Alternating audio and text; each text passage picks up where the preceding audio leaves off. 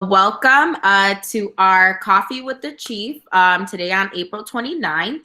My name is Nuri Suseta Ramos. I'm the Family and Community Engagement Manager with Network 8. And we are here today with our chief and other folks from the Network 8 ensemble to have a little chat and just answer any questions you may have. So I'll go ahead and introduce some folks. Okay. Good afternoon, everybody. Good afternoon, Nudies. It's good to see you. Yes. For those of you who may not know me, it looks like we have a small group today, but I'm Dr. Elizabeth Alvarez. I'm the chief of Network 8. I think I know most of you on here. I think I saw one of our principals on there. I'm excited to see Principal Robles. And we have our regular AP Collingham just joined us. Yes. So that's good to see that. So I will hand it over to Nudies to introduce everyone else. All right. Thank you, Dr. Alvarez. So we also have our family engagement coordinator from early childhood with us here. She will be supporting us today with the presentation and going through the slides. So that's who that is. So if you're looking for the presentation, make sure you click on the name that says presentation, Claudia Ballesteros. We also have Andrea Aguilera Villalobos here, who is our Network 8 Executive Assistant. She will be helping us with making sure we get all of your questions answered today. Awesome. Thanks for joining us, everybody. Ed, you could give us our agenda today, Nudies. Yeah, so for our agenda, it's very similar to last week's, just a little bit shorter, which is good, but a lot more content. So we have our roll call today, followed by the purpose, and then we'll do some reminders. We'll go ahead and do follow-up questions from last week. Then we have our guests, our colleagues from the Office of Diverse Learner Supports, and they will be helping us go through how we support our students with diverse needs within this time. And then followed by their presentation, we're gonna go ahead and do the question and answers. So thank you all who have just joined. Thank you for being here. I'll go ahead and pass it on to the chief for the roll call. So we're so glad that you have joined us. We have now about 16 members that have joined. As we do roll call, you will notice we have a chat box on the side. So I'm going to ask you to please put the name of the school, whether you're a staff member or you're a parent, what school does your child attend? But more importantly, as we go through another month of quarantine, let us know, how do you take care of yourself? So just give us one word to consider of how you take care of yourself. It might be exercise, it might be singing, it might be just having a quiet space. Let us know how you take care of yourselves. This is a nice way for us to share these samples with us. So I'm going to be taking a look at your chats as you start writing. So I see forest preserves, walking around in the forest preserves, looking around. Awesome. Kickboxing, using Zoom. What else, guys? How do you take care of yourself? And this may mean that you're not taking care of yourself, so I'm going to have to start letting you guys know. Dancing, love it.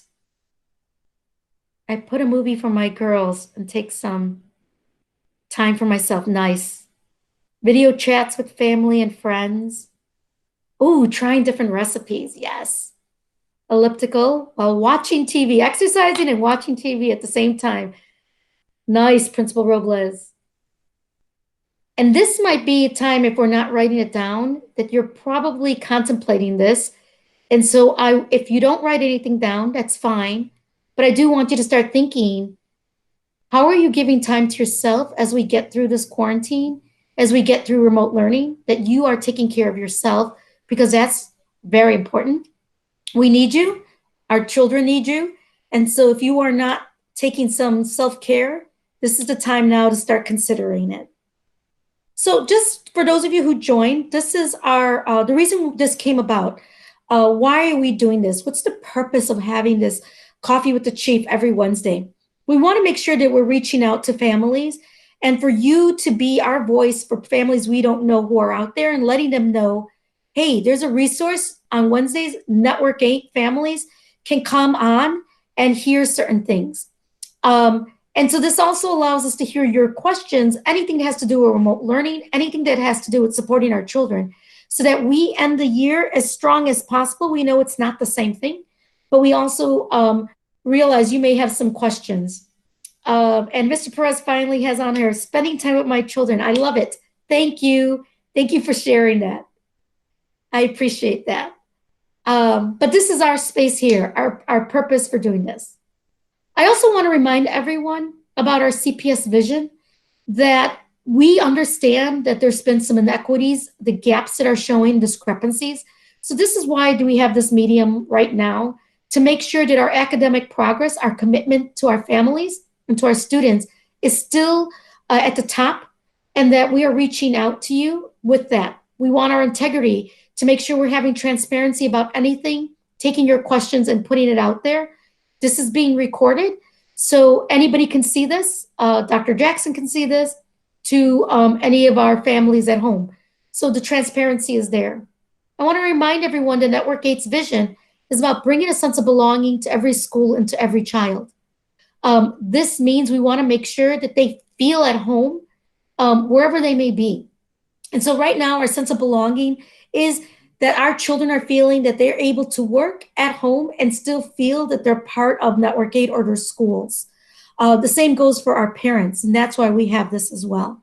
So just a reminder of both of our visions here. Usually we have these meetings and we record them. We started last week with separating our meetings to have an English meeting and a Spanish meeting, but we have both of those links up on YouTube. And so what can happen is, if you end up missing a meeting, or if you just want to watch this over again, when do we upload these, Chief, into the YouTube channel? So it's about 24 hours right after we have this completed, because we have to edit some things with it. The other thing I want everyone to know is that if you're looking for it, you could put Network 8 Coffee. There's Coffee 1, and now there's Coffee 2. The one right now is going to be Coffee 3.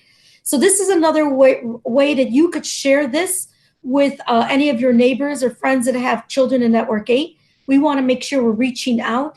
And so this is really important to us. So although we may have 18 people here, this may be reaching more. And so if they need it in Spanish, we have this Network 8 Café 2 or Café 1, depending on which one you're looking at. But please make sure you copied it. It's bit.ly/N8 Coffee 2. Thank you. No problem. So we have some other things we would like to share as well. Some reminders from last week. This is just our reminders of the food and the location of food distribution. We have that going on in a lot of our schools right now, and that is during the weekdays only, from 9 to 1. And if you're unable to go to one of the food sites, there's also options for food delivery.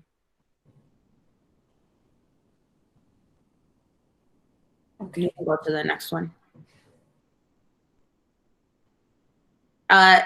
The chief's gonna explain here what happens when, if you didn't see your school on that list. How are you able to reach out to schools? And also, if your school is on that list, what do you do if you want to reach out to that school? Yeah, so we have a couple of schools that are not food sites. And so these are schools that are not food sites, but you want to get to know, like, can I go there and get some work? So if you don't have the remote learning happening, Christopher Elementary is there on Wednesdays from 8:30 to 1:30. That's one way to go pick up some of the documents for your children if you don't have internet or any of those sorts. And then there's also Everett Elementary, Monday and Thursday, 8:30 to 2:30. You can go there and pick up some documents or drop them off. And then Sor Juana Elementary is on Monday, 9 to 11, and Tuesday and Thursday from 12:30 to 1:30. So these are places that you could drop off your children's work if they don't have a Chromebook, if you're not able to get it online because there's no hotspots, and you just have packets. This is one way we want to make sure. Now, if you could go back to the last one we just saw, Claudia, I would just want to reiterate. Let's say you want to drop something off Monday, and your school's the non-food site is not there. Then it's okay to go to any one of these others, not the high schools. Don't hit the high schools, but Brighton Park or Calmeca or Daly.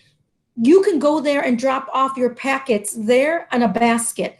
And the principal there will make sure they scan it and send it to Everett, Christopher, or Sor Juana so that they have it. And then your child's work is being given feedback. And then along with that, you'll get a phone call from your teacher. So I don't want you to feel obligated just for those office hours, because our Network 8 principals are working together. We are working tightly together to support every family in Network 8, hence why we have the sense of belonging happening here, because we're really lifting ourselves up to make sure our families are being reached and our children are. Thank you. Definitely. Thank you for that, Dr. Alvarez. And we really need to think about the fact that if there is something that you need from a school, you can reach out to any of the other schools and they will try to connect you to the right place. Just because, you know, you're calling a school and they're not answering, maybe try calling another school and they might tell you when their office hours are in case you forget. So just use your community resources as well in order to get in contact with who you're trying to talk to. And then Principal Robles also mentioned that she's providing packets of books as well. But if you could always get a hold of me as well. My email, I'll go ahead and put it on the side. I think most of you may have it, but if not, that's another route so that I could get in contact with your school.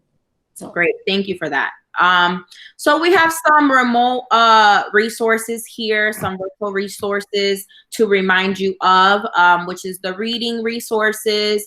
You can go to cps.edu/readalouds, as well as library.cps.edu if you need some supplemental material to go with your students' work.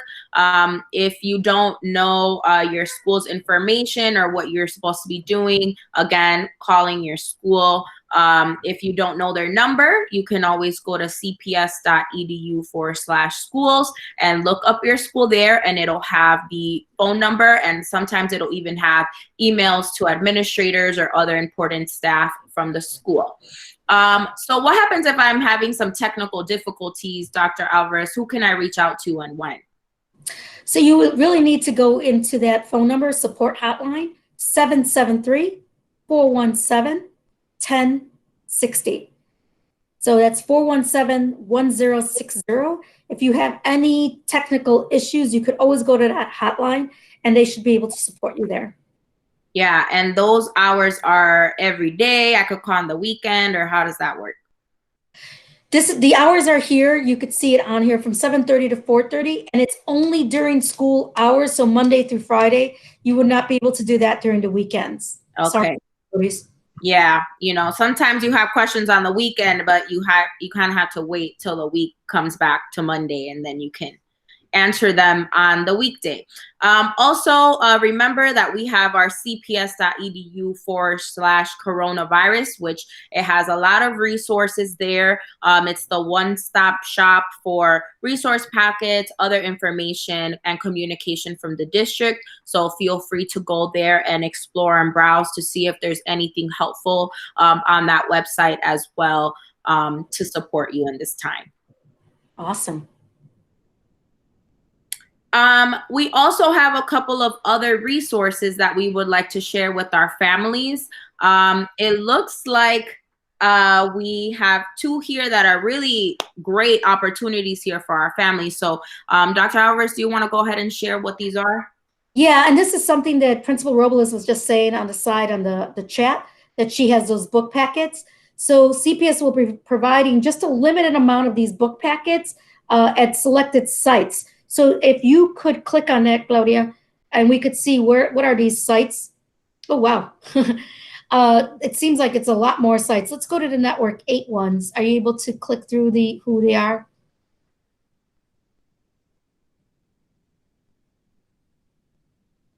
So we have Daily.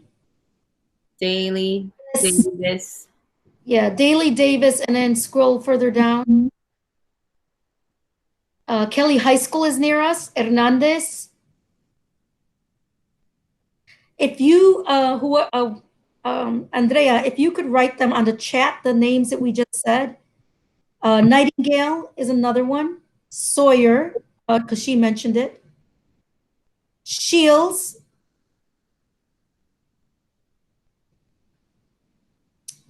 and that should be it. And so these are the schools that you could pick up packets. And let's go back to our slides. There's only a limited amount of them, so once they're gone, they're gone. And they've already begun delivering them all the way. But here's another thing. I know that some of our families have been needing diapers and formulas or solution. And so Nightingale will be distributing those. So if you're in need of diapers for our babies, formula for baby, please make sure you go to Nightingale and you are able to pick up diapers and formula there. So these are resources for you. And I thought that was a wonderful thing that we could provide to our families. Yes, and if you know of a family that's in need right now in our communities, please send them to Nightingale so that they can get these very important resources for their babies in this time. And, you know, we're just trying to support each other right now. And this is just a little way that we can kind of support families in need. Absolutely. Here, it looks like we have a couple of activities that we can do with our families. We can go over a couple of them here with Dr. Alvarez. It looks like there's some live events, some do-it-yourself projects, virtual experiences. What are some of these and how do they get access?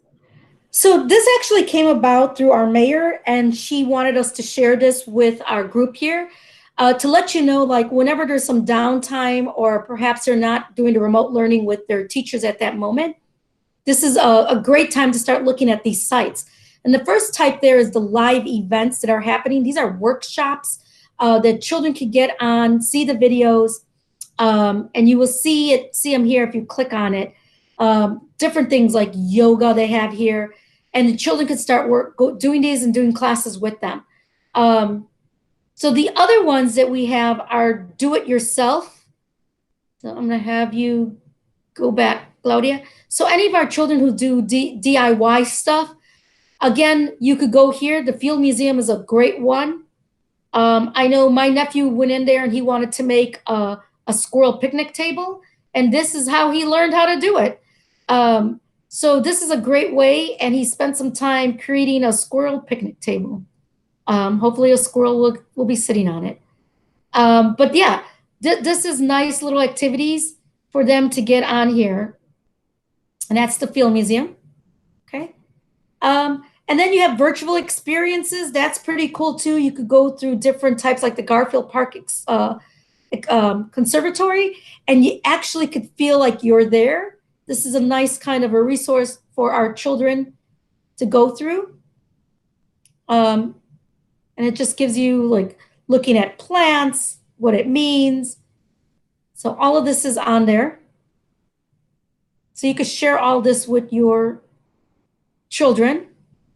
And then the last one here are just challenges. So do one thing or other kind of campaign. So that a child, if they want to do a certain challenge, they could start doing these little step things. Looks like it keeps... You have to scroll down before we could get the link on there. It keeps going to the next one. We'll have Andrea put the link on the side. Yep. And so other folks copy it. But there are different challenges, like if you want to do a dance challenge, you want to do certain routines, just to get kids active and not just being bored. Yeah, these are great. I'm actually going to try some of these myself. All right, let's move on to the next slide, Claudia. We have Dia del Niño is coming. Woo! And we have to really celebrate our children, especially now. I know Dia del Niño is a predominantly Mexican holiday, but we all embrace it and we take it on. It means Day of the Child. And when is it, Nuris? Huh? When is it? Oh, when is it? Yeah, when is it? It's tomorrow. It is tomorrow. So it's coming tomorrow. And so make sure you do something special with your children if you can. We have a couple of things that we're going to be doing with ourselves. What is it that we're trying to do for Dia del Niño?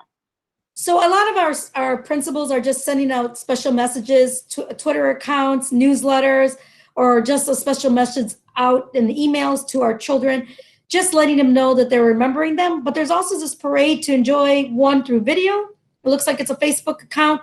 If your child wants to see a parade on there, they could do that. But Dia del Niño, Day of the Child, is April 30th. I call it Day of the Child rather than kids.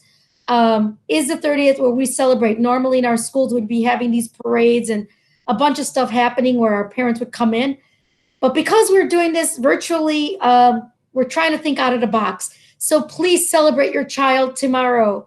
It's really important, again, making them feel special. Yes, so we're sending the link to the parade in the chat. So if you have some time tomorrow to watch it, that would be great. Next slide. All right, and we are now at the time that we get to introduce our wonderful guests for this afternoon. I'm gonna go ahead and pass it over to Dr. Alvarez to get into a little bit of conversation around special education. That's gonna be our theme for today. Yes, our theme for today is special education. The past two live chats, there were many questions about special education. And so we invited Elisa Rodriguez Haddock to come on and kind of share some important things about special education and remote learning. And she will provide us a little bit more with that. So welcome, Elisa. And also, please let us know, what should we know in regards to remote learning when it comes to supporting our children at home? Hello, everyone. So I'm Elisa, and I just wanted to take some time today to just talk to you guys about what's going on at home right now for our diverse learner students. Just know that our teachers are doing the best they can to support everyone, just like all of us are. And have patience is my best and first advice. Communicate is the second. Communicate what your needs are, whether that's some of the needs that we talked about already with social emotional. How can we support you and your families with your needs that you need for your home, and then talking to your teachers about what your students need for instruction. Because if we can know those things, then we can better support your students instructionally. So in communicating with your teachers about the resources that you have or don't have inside your home, then your teachers can also work with you to make sure that there are some workarounds. So I think that those are some of the best pieces of advice that I could start out generally with. And then on the page here, we've given you a direct link that you can use, and it's pretty easy if you just do cps.edu/diverselearners. It will take you to the Chicago Public Schools ODLSS page. And this is where you'll get every kind of update that we can provide you with from frequently asked questions. We have it in English and in Spanish. Any kind of updates that are coming from Springfield, we put those on there. We try to make it a one-stop shop for everybody so that you don't have to be hunting all over the place. So if you click in through here, you most likely are going to find what you're looking for. But if you don't, please, please, please reach out to Elba, Amy, myself, and we will answer your questions for you. You can also obviously reach out to your students' teachers as your first line of defense, and then also the case managers at your schools, so that they can help you as well. So the people that you normally reach out to for your students' IEPs, they would be wonderful resources for you at this time. But if you're looking for the resources for online, this is where I would go to. It looks like Elba already put her email on there. At least if you don't mind later on putting your email and kind of explaining what else is on the slide that we have provided to our families. So Claudia, if you could go back to the slide.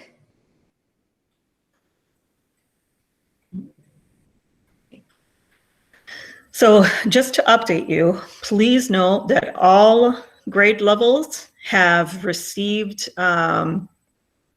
packets of information for remote learning assignments and activities, and that is with digital and non-digital. So even we understand, equity being our push, we understand that not everybody has internet access. Not everybody has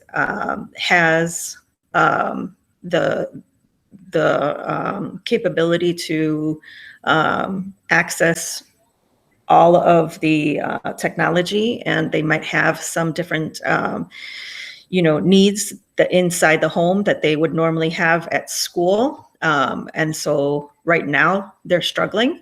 So we try to make sure that those packets are available for you so that we can differentiate things, and your teachers are doing that as well. So please know that those activities and assignments have been distributed and are continuing to be updated. And then the IEP minutes are also going to be addressed with best intentions, best efforts of the school's instructional teams. So know that that is happening as well, and you should be being contacted as well to make sure that everything is being taken care of. Again, your students' teachers are always reaching out. So just make sure that you are looking for those communications and then responding to them, because that's what we need right now. We need that communication piece. And then that last bullet is that all remote learning materials should be available in print. So know that that is something that we made sure were available. We have the links here as well for the frequently asked questions, just like you saw on the website when Claudia was taking you through. So that is available on that same page. And that's, if you remember, that's what Claudia was showing before. So that's there for you. Okay, I'm on it. I'll go back. And then you do need to make sure that you are giving permission in order to hold a virtual IEP meeting. Families can submit that consent with your email. That's fine. And then any IEP or 504 meeting is going to be conducted virtually during COVID-19 related school closures. So like I said, just make sure that you're being available for contact, because that's what our office and your schools are looking for right now. We need to stay in constant communication with you in order to help you and your students. Great. Thank you so much, Elisa, for that. And then I'm going to take this. Any last words, Elisa, before I move it to Nudis now? Just that know that we're here for you and your students. Please reach out to us because we're here to help. Excellent. Thank you so much for this.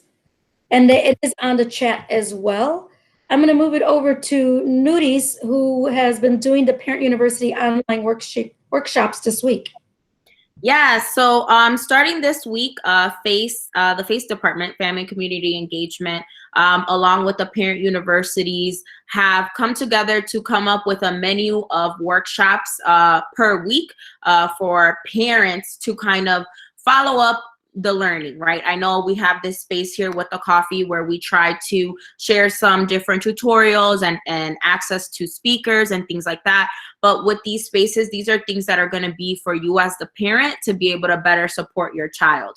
And so this week we started the workshops, and now we're at Wednesday. So I only put the ones for tomorrow because that's the day after today. So tomorrow we have one at noon, where it's called Let It Go. It's some yoga and breathing techniques. We also have one in the afternoon time in the evening at 6 p.m. where it's called You Got This, and that's going to be a workshop on de-escalating tense situations at home. You know, maybe I should join that one as well. You know, just making sure we all got our things together during this this time. We're trying to come up with a menu for workshops for next week. So what I will do is send out that flyer for next week's workshops, as well as they start to finalize the workshops, and then that way I can share it with you all, and make sure to link that to the YouTube channel as well underneath the video for today, so that you have access to the flyer. And as you see, we're doing them virtually, so all you do is similar to this meeting, you click on that link and you're able to participate in these workshops. Some of the workshops coming up are going to be various tutorials on how to use Google, navigating Google Classroom again, and then a lot more social emotional learning workshops as well. Great. Thank you for that. Now this is our opportunity to get some questions and answers. Nudis, I'm going to need your support because I can't see the chats since I'm presenting. So no problem. Okay. I will go through the questions to see if there's anything. So far, I do not see any questions in particular. So if you have any questions, now would be the time to ask them. We remember we have Elisa here who is in support of our diverse learners. So if you have any questions in particular to that, make sure to ask as well. I'll give it a couple of seconds. Otherwise, I do have some questions. I always have questions, you know, because parents are constantly calling me, and also I'm calling them to get some check-ins with them, and they ask me some questions, and I kind of wait for today to get some answers so that we can better support our families and give an answer to everyone. Awesome. So far, it doesn't look like there's any questions yet. So I will go ahead and ask a question that was asked of me, I think a couple of days ago. Oh, someone has a question. Can parents get some sort of training to work with the diverse learner kids? So what I would suggest is that there is so much support right now, a pouring of support online, because people are realizing as a worldwide community that people are struggling right now. So I can put in the chat a bunch of places where I suggest that you can look for online support, that you can go for like some self-paced online webinars and things like that you could sign up for. Places like the IRIS Center, and then the Council for Exceptional Children. Those are awesome resources that are, you know, research-based. It's not just like some crazy person telling you what to do because they think they have all this experience. These are research-based, actual doctors, actual professors, you know, telling you, you know, the definite right things to do. And then the Resource Center for Autism and Developmental Delays is having a ton of supports right now for our parents. So I'll put that in the chat as well so that you can have that as a resource. And they're closed, obviously, right now, just like everybody else. But because they're closed, they're putting a lot of resources, PDFs, and tutorial types of things online so that people have them as a support and resource. Thank you, Lisa. The question that I wanted to ask was in regards to the IEP minutes. In regards to that, how are students going to be graded, or how is that going to be measured if they're not able to fulfill their minutes? Can we elaborate a little bit on that? It looks like our other colleague Elba is going to support with that question. Thank you, Elba. The teams just will have to look at the minutes because, again, our instructional day has changed. We're not at a 7-hour day anymore for the students. We are looking at a much smaller time frame. So to answer your question, Udis, every team decides with the parent, that's what the remote learning plan is, how many minutes of the different goals that they have in place and the related service providers, how are they going to give those minutes? Will they do it twice a week, 3 times a week? Will they do it as consultation? Because we do realize, for example, that if your child has occupational therapy services at a school, that you as a parent may not be trained on doing those services. So the occupational therapist might give you a strategy or a suggestion, so it'll be more consultative for you to do it. So again, as far as what the services are, that's a conversation that has to happen with your individual schools, and I would recommend that you contact your case manager, and if you don't have that information of your local school, you can obviously reach out to myself or Ms. Rodriguez or even Ms. Weeks or anyone at the network office to help you then connect with the parent. The second part of your question about how are kids going to be looked at as their work. There was a document from ISB that discussed that children, again, be looked at, that we do monitor how children are learning, that we do keep in mind some of the hardships that may happen because not everyone will have digital. So that also is a conversation that has to happen at the local level as to how we determine if a goal is being met or not. I hope my answer is clear, and if not, of course, we can have further conversations. Great, thank you. I think that's going to help out a lot of people who had questions about that. Okay, so we'll go ahead and provide you with how to follow us and subscribe as well. So if you want to get notifications from us, you could follow us on Twitter at Network 8 CPS. We also have our YouTube channel, Network 8 Ensemble, and that's a place where you will find these videos there as well. Anything else to add, Nudies? No, I think just making sure you follow us on our pages to get the updates, the latest updates with everything, and that, we're always here as a resource, and we'll be here again next Wednesday to have another conversation with another topic. We appreciate your time being with us and your questions. So thank you to everyone who joined us today. We hope this was informative for you. We'll see you next week.